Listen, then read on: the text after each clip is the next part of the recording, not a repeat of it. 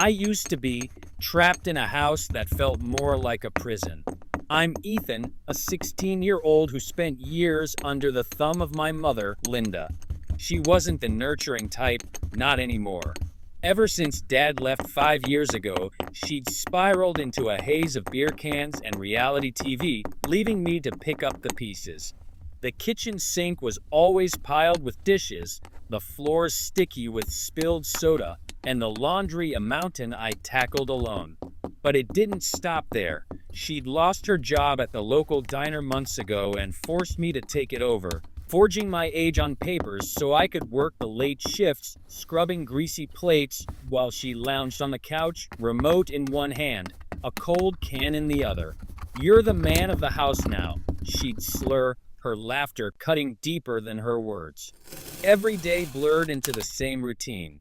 I'd awake at 5 a.m. to scrub the bathroom, mop the floors, and start breakfast, usually burnt toast she'd complain about before tossing it aside. After school, I'd rush to the diner, working until midnight, my hands raw from hot water and detergent. I'd come home to find her passed out, the TV blaring infomercials, empty cans rolling across the carpet.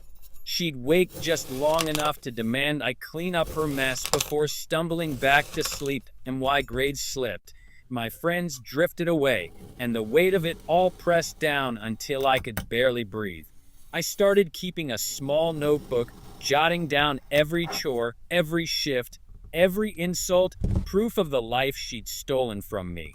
One rainy evening, as I scrubbed the stove with a sponge that disintegrated in my hands, something snapped. The TV droned with a game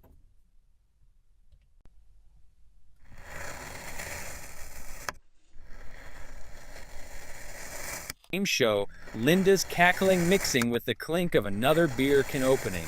I stared at her, sprawled on the couch, her stained robe hanging off her shoulders, and realized I couldn't do it anymore. I grabbed my notebook, stuffed it into my backpack with a few clothes, and slipped out the back door. The rain soaked me instantly, but it felt like freedom washing over my skin. I had $47 from tips in my pocket, enough, I hoped, to get me somewhere safe. I headed to the bus station, my sneakers squelching with every step. The fluorescent lights buzzed overhead as I bought a ticket to the next town, 30 miles away, where my estranged Aunt Claire lived. She'd sent birthday cards over the years, always with a note saying I could call if I needed her. I'd never dared until now. The bus ride was quiet, the hum of the engine lulling me as I replayed my plan. I'd tell Claire everything, show her my notebook, and ask to stay. If she turned me away, I'd figure it out, maybe sleep in the park until I could find work. When the bus pulled into the station, I trudged to Claire's address, a modest house with a porch light glowing like a beacon. She answered the door in a flannel nightgown, her eyes widening at my drenched figure.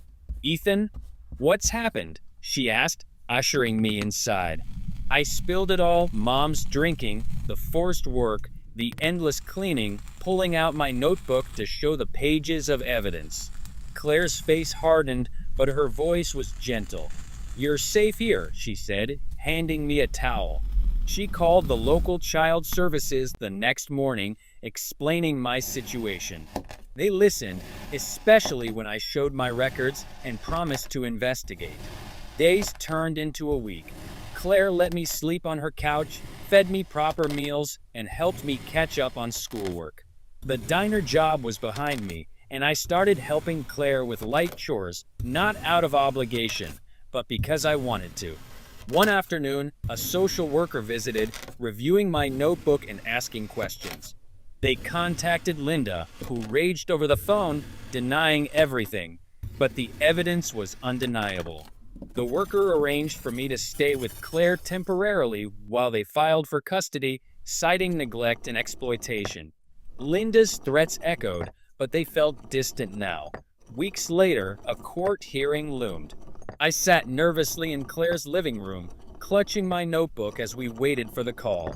The judge ruled in my favor, granting Claire temporary guardianship pending further review.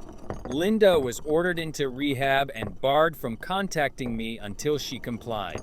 That night, I stood on Claire's porch, breathing in the crisp air, free from the clatter of cans and the weight of her demands.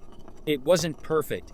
There were still nights I woke up expecting to scrub floors, but for the first time, I felt like my own person, step by step reclaiming the life she'd taken.